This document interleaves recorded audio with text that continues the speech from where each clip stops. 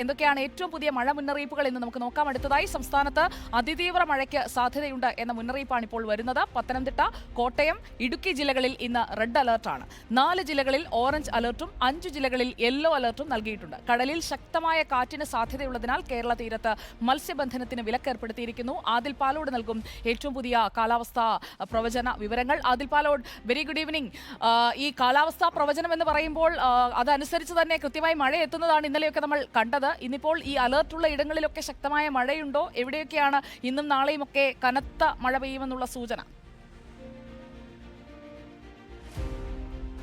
സംസ്ഥാനത്ത് അതിതീവ്ര മഴയ്ക്കുള്ള സാധ്യതയുണ്ട് എന്നാണ് കാലാവസ്ഥാ കേന്ദ്രം അറിയിക്കുന്നത്. സുജയ പറഞ്ഞതുപോലെ 4 ജില്ലകളിൽ റെഡ് അലർട്ട് പ്രഖ്യാപിച്ചിരിക്കുന്നു. റെഡ് അലർട്ട് എന്നുള്ളത് കേന്ദ്ര കാലാവസ്ഥാ വകുപ്പ് പ്രഖ്യാപിക്കുന്ന ഏറ്റവും പരമാവധി ഉള്ള അലർട്ടാണ്. പത്തനംതിട്ട, ആലപ്പുഴ, കോട്ടയം, ഇടുക്കി ജില്ലകളിലാണ് റെഡ് അലർട്ട് ഉള്ളത്. ഇവിടെ 200 മില്ലിമീറ്ററിന് മുകളിലേക്ക് മഴ ലഭിക്കുമെന്നതാണ് പ്രവചനം. ഓറഞ്ച് അലർട്ട് ഉണ്ട്. തിരുവനന്തപുരം, കൊല്ലം, എറണാകുളം ജില്ലകളിൽ ഓറഞ്ച് അലർട്ടും പ്രഖ്യാപിച്ചിരിക്കുന്നു. റെഡ് അലർട്ടിന് തൊട്ടു താഴെയുള്ള അലർട്ടാണ് ഓറഞ്ച് അലർട്ട്. ബാക്കിയുള്ള എല്ലാ ജില്ലകളിലും യെല്ലോ അലർട്ടും നൽകിയിട്ടുണ്ട്. സംസ്ഥാനത്ത് ആകെ മഴ തുടരുമെന്നാണ് കാലാവസ്ഥാ കേന്ദ്രം അറിയിക്കുന്നത്. നാളെയും മറ്റന്നാളും ഇതേ സമാനമായ അലർട്ടാണ് തുടരുന്നത്. ഈ 4 ജില്ലകളിൽ റെഡ് അലർട്ടുണ്ട്, 3 ജില്ലകളിൽ ഓറഞ്ച് അലർട്ട്, ബാക്കി എല്ലാ ജില്ലകളിലും യെല്ലോ അലർട്ട് എന്ന നിലയിൽ വരുന്ന 5 ദിവസവും എല്ലാ ജില്ലകളിലും മഴ മുന്നറിയിപ്പുണ്ട്.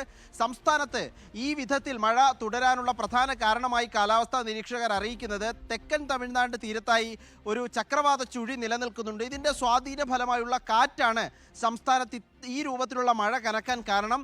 വേനൽ മഴയായി വന്നതാണ്. നമ്മളൊക്കെ ആശ്വാസമായി വേനൽ മഴ പെയ്തിരുന്നെങ്കിൽ എന്ന് ആശിച്ചിരുന്നു. പക്ഷേ അത് വലിയ രൂപത്തിലേക്ക്